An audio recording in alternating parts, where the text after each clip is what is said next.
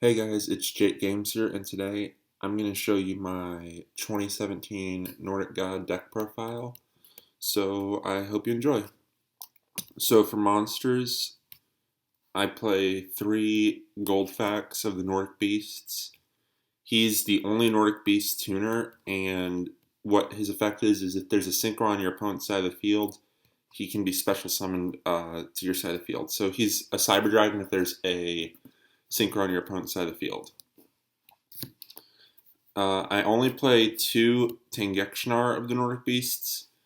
3 was too cloggy in the deck. So what he does is he has 2 effects. If a Nordic Beast is ever destroyed, you can special summon him to the field in defense mode. And his other effect, if he ever goes from defense to attack mode, you can special summon a Nordic Beast from your deck to your side of the field. And then probably the most important Nordic Beast, I play 3 Tangihanga of the Nordic Beasts. So what he does is, if he's ever destroyed by battle, you can summon 2 level 3 tokens, and there's no restriction on these tokens, which is important to note because these tokens can be used for synchros, exceeds, or tributed. And then I play 3 Garm of the Nordic Beasts. Garm is essentially a Neo-Spacian Grand Mole, because what it does is if your opponent attacks into it, regardless if Garm is destroyed or not, it would return the level 4 below monster, and it has to be level 4 below. It returns that monster to the opponent's hand. So that's the Nordic Beast lineup. And then for the Alfar lineup, I play 2 Mara of the Nordic Alfar, probably the best one, because what it does, it allows you to synchro summon from your hand. It may be the best tuner, but it can get stopped very quick from today's meta with Effect Veiler and all that. I only play 1 Diverg. So what Diverg does is basically he lets you, when you normal summon him, you can normal summon again. So he's a double summon. And then I play 3 Lazoth of the Nordic Alfar. What Lazoth does is when you normal summon him, or any turn in general, you can target, well, only when he's normal summoned. When he's normal, you can target any card on your side of the field and special summon a monster from your hand with equal or less low level than that monster. So you could target a level 10 and summon anything from your hand level 10 or below. And then for the Ascendant part, I only play 1 Valkyrie. So what Valkyrie does is, this card's really conditional. You have to have an empty board, like no spells, no traps, no monsters, and your opponent has to have something on their board. So it immediately has a Cyber Dragon effect, but it has to be normal, not specialed. And what it does is you have to send 2 Nordic cards to the Banish Zone, and you get 2 level 4 tokens, and then you can make Odin right away. And then I play 2 Ascendant. Ascendant's probably the better Ascendant. Well, 2 Vanegas of the Ascendant. Vanegas is probably the better of the 2, because what it does is it lets you substitute it for any Nordic tuner in your deck. So it can substitute for Mara, it can substitute for Goldfax. So this can substitute for any Nordic God you're trying to make. And then it also can do a level manipulation effect where you just send a different tuner to the grave and it drops its level. And then I also play Fenrir and Nordic God. So Fenrir is essentially, well, okay, so basically they both will always be summoned to your opponent's side of the field. So they are kaijus for the Nordic Gods. And what happens with them is when Nordic God is put onto your opponent's side of the field, it goes into defense mode. And if it ever switches into attack mode, it burns your opponent for 3k. Fenrir, when your opponent goes into battle phase, switches all defense monsters to attack mode, and any battle damage caused by this card or with this card by an opponent's attack is dealt to both players. So it's a 3k loop if the opponent can't get out of it, but their only downside is if Loki, Thor, or Odin aren't on the board, then they leave the board as well. So it's a 22 count monster, and For spells, I play 2 Forbidden Chalice because negating effects is just really crucial because there are sometimes you can't get over things. 1 Pot of Duality because I don't want to slow down my deck from special summoning. 2 Pot of Dichotomy because this deck has a lot of different types in it, from Beast to Spellcaster to Fairies, and if I can reshuffle those back into my deck, I can just draw 2 and skip battle phase. And then Staples, Triple MST, and Dark Hole. So it's a 9-count spell.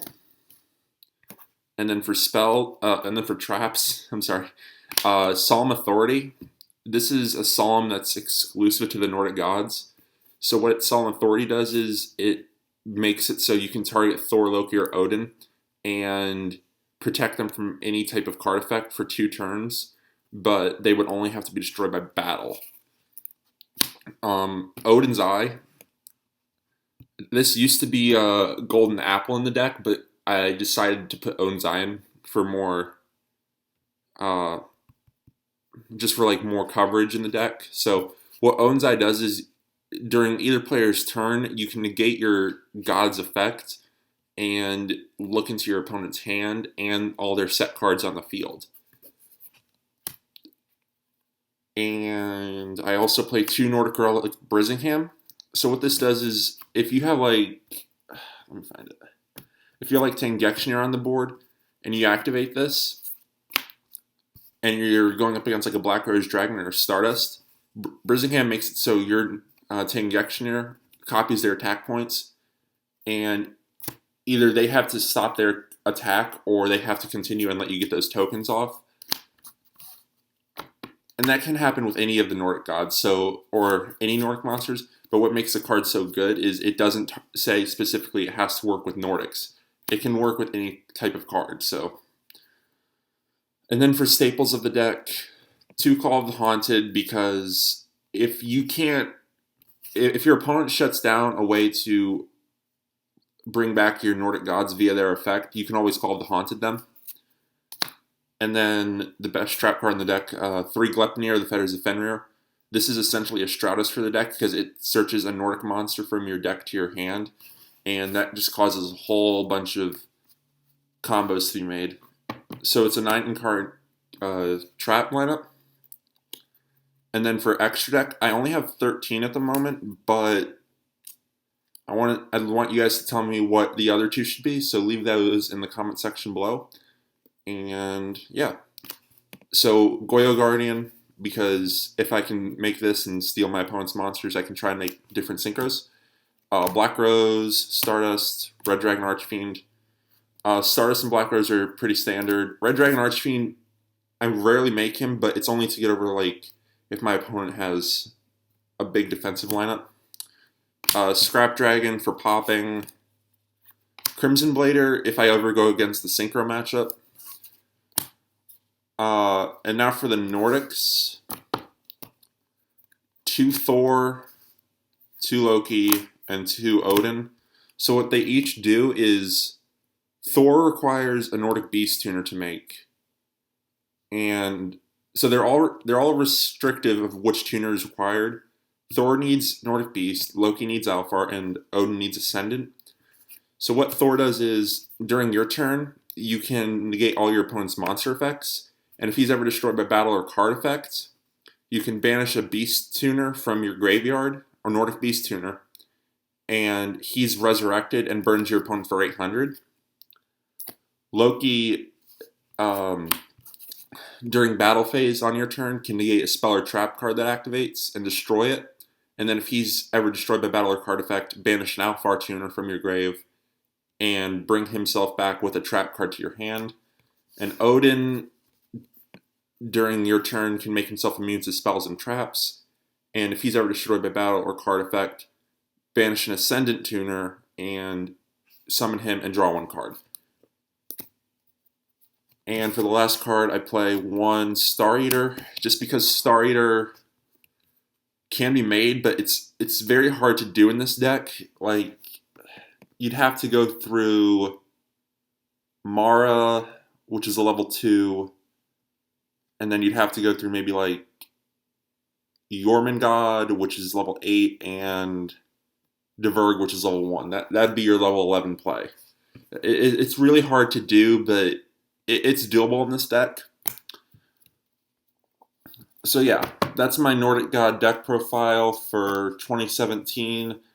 I just wanted you guys to see what the deck has evolved into over the past 2 years, and I hope you guys enjoy, and I'll catch you guys next time. Bye.